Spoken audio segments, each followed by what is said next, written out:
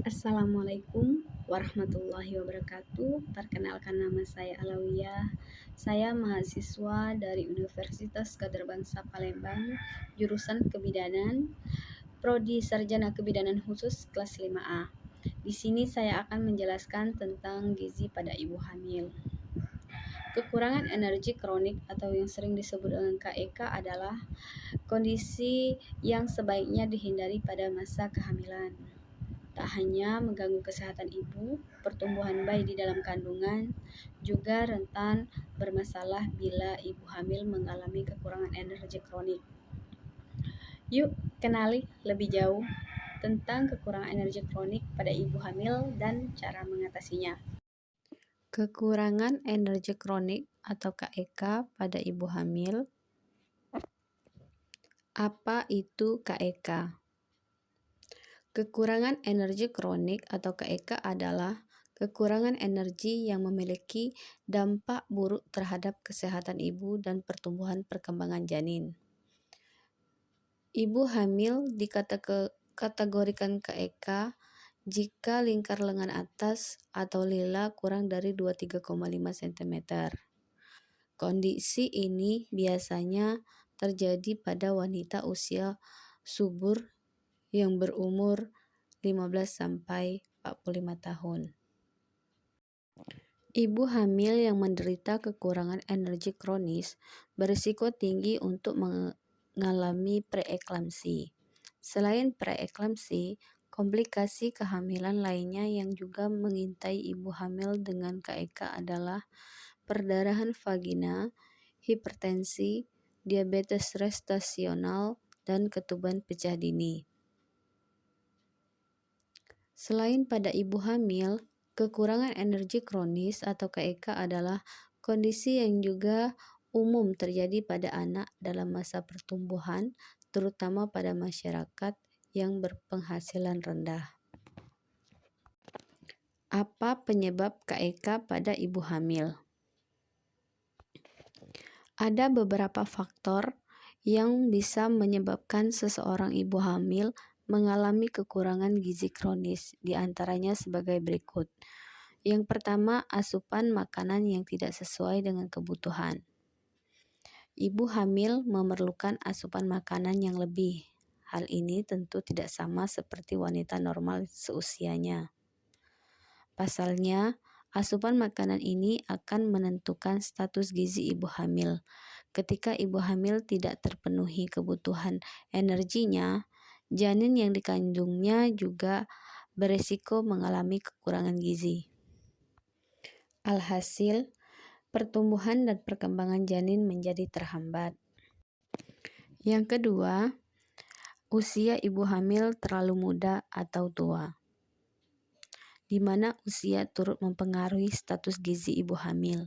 Sebagai contoh, seorang ibu yang masih sangat muda, bahkan masih tergolong anak-anak alias kurang dari 18 tahun, masih mengalami pertumbuhan dan perkembangan. Apabila ia hamil, bayi yang dikandungnya akan bersaing dengan si ibu muda untuk mendapatkan zat gizi karena sama-sama mengalami pertumbuhan dan perkembangan. Persaingan ini yang kemudian mengakibatkan ibu mengalami kekurangan energi kronis. Sementara itu, ibu yang hamil di usia terlalu tua juga membutuhkan energi yang sangat besar untuk menunjang fungsi organnya yang semakin melemah. Pada kondisi ini, persaingan untuk mendapatkan energi terjadi lagi. Oleh karena itu, usia kehamilan yang paling baik adalah umur 20-34 tahun. Yang ketiga, beban kerja ibu terlalu berat. Penyebab kurang energi kronis atau KEK lainnya pada ibu hamil adalah karena aktivitas fisik yang terlalu padat. Ya, aktivitas harian ternyata juga berpengaruh pada status gizi ibu hamil, karena setiap aktivitas membutuhkan energi. Jika ibu melakukan aktivitas fisik yang sangat berat setiap harinya, sedangkan asupan makanan yang tidak tercukupi, otomatis ibu hamil ini sangat rentan mengalami kekurangan energi kronik atau KEK. Yang keempat, penyakit infeksi pada ibu hamil. Salah satu hal yang paling berpengaruh terhadap status gizi hamil adalah kondisi kesehatan ibu saat itu. Ibu hamil yang mengalami penyakit infeksi sangat mudah kehilangan berbagai zat gizi yang diperlukan oleh tubuh. Penyakit infeksi bisa mengakibatkan kekurangan energi kronis pada ibu hamil. Pasalnya, nafsu makan dan kemampuan tubuh untuk menyerap zat gizi menurun. Akibatnya, asupan makanan ibu hamil jadi kurang optimal. Apa saja gejala KEK pada ibu hamil? Seorang ibu hamil yang kekurangan energi kronis atau KEK akan mengalami gejala-gejala sebagai berikut. Yang pertama itu merasa kelelahan terus-menerus. Yang kedua, merasa kesemutan. Yang ketiga, wajah pucat dan tidak bugar. Yang keempat, sangat kurus atau indeks massa tubuh kurang dari 18,5. Yang kelima, lingkar lengan atas kurang dari 23,5 cm. Yang keenam, mengalami penurunan berat badan dan kekurangan lemak. Yang ketujuh, menurunnya kalori yang terbakar saat istirahat serta menurunnya kemampuan beraktivitas fisik. Apa saja bahaya KEK pada ibu hamil dan janin? Kekurangan energi kronis atau KEK menyebabkan keluar masuknya energi di dalam tubuh menjadi tidak seimbang. Hal ini sebaiknya tidak Anda anggap remeh karena dapat mengganggu kesehatan ibu hamil dan janin. Pada masa hamil, KEK dapat menyebabkan masalah-masalah sebagai berikut. Yang pertama itu merasa lelah dan kurang berenergi. Yang kedua, kesulitan ketika melahirkan. Dan keempat, suplai ASI tidak cukup saat masa menyusui. Sementara pada janin yang dikandung, kekurangan energi kronis dapat menyebabkan kondisi berikut. Yang pertama itu keguguran atau kematian bayi saat lahir akibat pertumbuhan janin yang terhambat. Yang kedua, asupan gizi yang kurang menyebabkan bayi mengalami berat badan lahir rendah atau BBLR. Yang ketiga, perkembangan organ-organ janin terganggu sehingga beresiko mengalami kecacatan.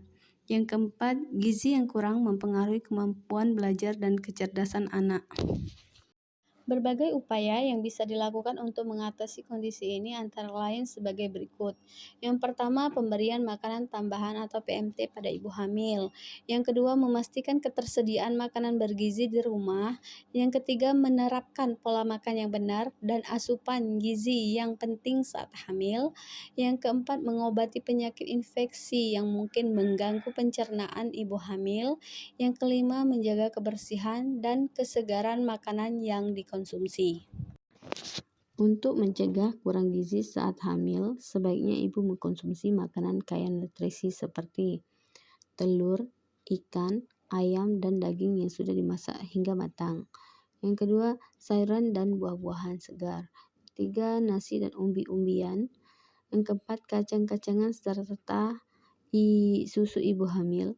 Pada dasarnya, KEK pada ibu hamil dapat diatasi dengan melakukan perbaikan gizi. Sekian pembahasan video ini, semoga bermanfaat. Saya ucapkan terima kasih. Wassalamualaikum warahmatullahi wabarakatuh.